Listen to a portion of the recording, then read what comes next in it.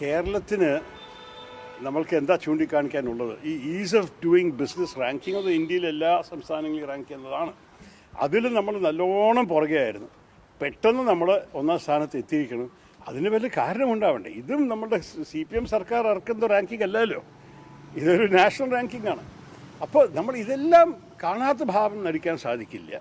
പക്ഷേ ഇത് ചെയ്യണമെന്നുണ്ടെങ്കിൽ ഇതിനെ നല്ലപോലെ ആത്മാർത്ഥത മുന്നോട്ട് കൊണ്ടുപോകാൻ ഇവർക്ക് സാധിക്കുമോ എന്നൊരു ചോദ്യം ചോദിക്കാനുള്ള പൂർണ്ണ അവകാശമാണ്. പൊളിറ്റിക്കൽ നോട്ട്, പക്ഷേ ഇതൊക്കെ തെരഞ്ഞെടുപ്പിന്റെ പടിവാതിക്കൽ നിൽക്കുമ്പോൾ ഒരു തിരിച്ചടിയാകുമെന്നാണ് പാർട്ടി വിലയിരുത്തുന്നത്.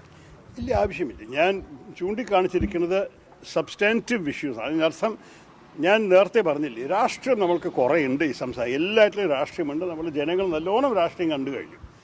വികസനം കണ്ടിട്ടില്ല. കുറേ വർഷങ്ങളായിട്ട് കേരളത്തിൻ്റെ സ്ഥിതി വല്ലാത്ത മോശമായിരുന്നു.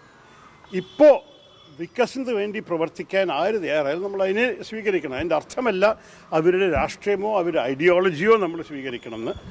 അവരൊരു നല്ല കാര്യം ചെയ്തു, അതേപോലെ അവർ പല കുറ്റങ്ങളും ചെയ്യുന്നുണ്ട്, തെറ്റുകാര്യങ്ങൾ ചെയ്യുന്നുണ്ട്, അതിനെയും ചൂണ്ടിക്കാണിക്കാൻ നമ്മൾ നിൽക്കണം. പക്ഷേ ഞാൻ എപ്പോഴും എല്ലാ കാര്യത്തിലും എപ്പോഴും പറയുന്നൊരു വിഷയമാണ്, എൻ്റെ അഭിപ്രായത്തിൽ നമ്മൾ ചില വിഷയത്തിനെക്കുറിച്ച് ജനങ്ങളുടെ താല്പര്യത്തിനെക്കുറിച്ച് നോക്കുമ്പോൾ ജനങ്ങൾക്ക് വേണ്ടിയിട്ട് നമ്മൾ രാഷ്ട്രീയം അതീതമായി കാണണം.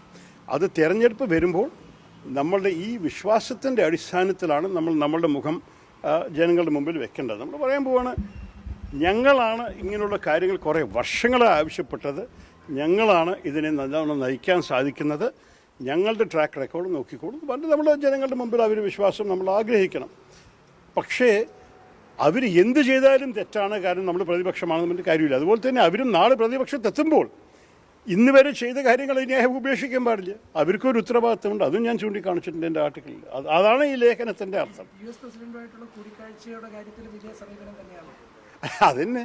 അപ്പോൾ നിങ്ങൾ ഒരേ ഒരു ദിവസത്തിൽ ഒരു ആർട്ടിക്കിൾ നിങ്ങൾ പറയുന്നു ഞാൻ CPMനെ സന്തോഷിപ്പിച്ചു, ഒരേ ദിവസത്തിൽ വേറെ കമൻറ്റ് നിങ്ങൾ BJP സന്തോഷിപ്പിച്ചു. ഞാൻ ജനങ്ങളുടെ പേരിൽ ഞാനൊരു കേരളീയനായിട്ടും ഒരു ഭാരതീയരായിട്ടും ചിന്തിക്കുന്ന ഒരു വ്യക്തിയാണ്. അതിൻ്റെ അർത്ഥം തീരെയല്ല ഞാനൊരു രാഷ്ട്രീയ എൻഡോഴ്സ്മെൻറ്റ് നടത്തിയെന്ന്. ഒരിക്കലുമില്ല. ഞാൻ ഒരു കാര്യത്തെക്കുറിച്ച് നല്ല കാര്യങ്ങൾ പറഞ്ഞു, അതിനൊപ്പം തെറ്റ് വന്നാലോ എനിക്ക് വേറെ അഭിപ്രായം ഉണ്ടെങ്കിൽ അത് ഞാൻ പറയാൻ അതിൻ്റെ സ്വാതന്ത്ര്യം ഞാൻ എടുത്തു വയ്ക്കുന്നു. ഒരു പ്രശ്നമില്ല, അവരെല്ലാവർക്കും അവകാശം. ഞാൻ എപ്പോഴും സംസാരിക്കുന്നത്, ഞാൻ പാർട്ടിയുടെ ഒരു വക്താവല്ല, ഒഫീഷ്യൽ സ്പോക്സ്മാൻ അല്ല. ഞാൻ സംസാരിക്കുന്നത് ഒരു വ്യക്തിയായിട്ടാണ്. അതുമാത്രമല്ല, ഞാൻ മോദിയുടെ സർക്കാർ ചെയ്ത കാര്യത്തിൻ്റെ കമൻറ്റ് ഞാൻ പറഞ്ഞു. ഞങ്ങൾ എന്തായാലും സ്റ്റാൻഡിംഗ് കമ്മിറ്റിയിലൊരു ബ്രീഫിംഗ് കാത്തിരിക്കുന്നുണ്ട്, മനസ്സിലായില്ലേ? ആ ബ്രീഫിംഗ് വരട്ടെ. അപ്പോൾ നമ്മൾ കമ്മിറ്റിയിൽ പിന്നെ വിദേശകാര്യ മന്ത്രാലയത്തിൻ്റെ പ്രതിനിധികൾ, ഫോറിൻ സെക്രട്ടറിയും കൂടി വരും. അദ്ദേഹത്തിനോട് ചോദിച്ചിട്ട് നമുക്ക് വല്ല സംശയങ്ങളുണ്ടെങ്കിൽ നേരിട്ട് ചോദിക്കുക, അതാണ് നല്ലത്.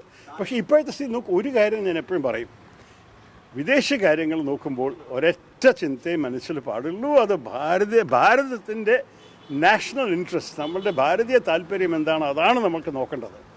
അതിൽ വീണ്ടും രാഷ്ട്രീയം കണ്ടിട്ട് കാര്യമില്ല. അവസാനത്തിൽ നമ്മൾ ഭരിക്കുകയാണോ വേറെ വല്ലവരും ഭരിക്കുകയാണെങ്കിലും നമ്മുടെ രാജ്യം മുന്നോട്ട് പോകണം. നമ്മളുടെ പൗരന്മാരുടെ ആവശ്യങ്ങളെക്കുറിച്ച് വേണ്ടി നമ്മൾ നിൽക്കണം. ഇതിലെല്ലാറ്റിലും ഞാൻ ഈ 15-16 വർഷം കൺസിസ്റ്റൻ്റായി നിന്നിട്ടുണ്ട്. ഇടയ്ക്കിടയ്ക്ക് നിങ്ങൾക്കത് വിവാദമുണ്ടാക്കാൻ ഇഷ്ടമുണ്ടെങ്കിൽ ഉണ്ടാക്കിക്കോളൂ. പക്ഷെ ഞാൻ പറയണത്, എനിക്ക് ഒരു വേരിയേഷനും ഇല്ല. ഞാൻ എപ്പോഴും കാര്യങ്ങൾ കാണുന്ന രീതിയിൽ ഞാൻ സംസാരിക്കും.